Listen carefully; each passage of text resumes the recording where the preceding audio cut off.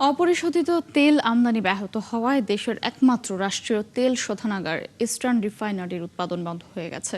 এতে জ্বালানি সংকট আরও দীর্ঘ হওয়ার শঙ্কা করছেন জ্বালানি ব্যবসায়ীরা। যদিও শিগগিরই দেশে ক্রুড অয়েলের জাহাজ আসার আশ্বাস দিয়েছে রিফাইনারি কর্তৃপক্ষ। আর বিপিসি বলছে দেশে জ্বালানির সংকট দেখা দেওয়ার কথা নয়, কারণ সরকার এরই মধ্যে বেশি দামে কিনে পরিশোধিত জ্বালানির যোগান নিশ্চিত করেছে। সাইফুল ইসলাম শিল্পীর তথ্য ছবিতে প্রতিবেদন। চলতি মাসের প্রথম থেকেই দেশের একমাত্র রাষ্ট্রায়ত্ত তেল শোধনাগার ইস্টার্ন রিফাইনারির অপরিশোধিত তেলের মজুদ শেষ হয়ে আসছিল। বিকল্প ব্যবস্থায় সেটি চালু রাখা হয়, কিন্তু মঙ্গলবার দুপুরের পর বন্ধ হয়ে যায় পেট্রোল, অকটেন, ডিজেল সহ গুরুত্বপূর্ণ জ্বালানির উৎপাদন। আগামীর অগ্রগতির ভিত্তি আনোয়ার ইস্পাত, স্ট্রংগেস্ট স্টিল সিন্স 1978। যে ইউনিটের মাধ্যমে পেট্রোল, ডিজেল, অকটেন, কেরোসিন এই সমস্ত তৈরি হয়, ওই ইউনিটটা এখন বন্ধ, শুধুমাত্র বিটুমিন প্রোডাকশনটা চালু আছে।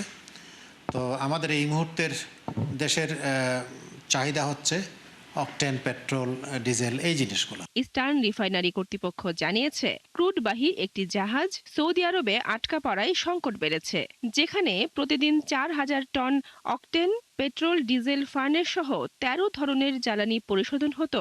বর্তমানে একটি ইউনিটে বিটুমিনের পাশাপাশি সামান্য পরিমাণে পেট্রোল ও অকটেন উৎপাদন হচ্ছে।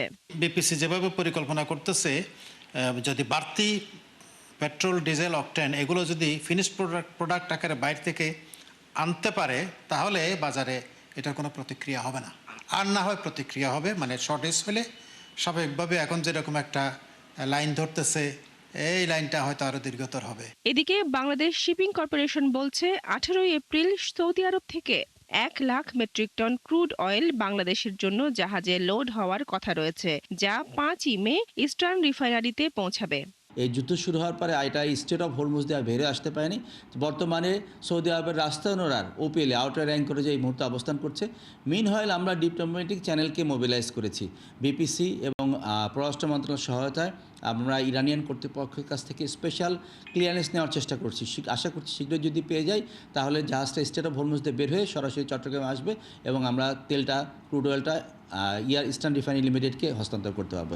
বিপিসি আরও জানিয়েছে, ইস্টার্ন রিফাইনারি বন্ধ হলেও এখনই দেশে জ্বালানি সংকটের কথা নয়, কারণ যুদ্ধ শুরুর পর থেকে সরকার বেশি দামে কিনে পরিশোধিত জ্বালানি তেলের যোগান নিশ্চিত করেছে।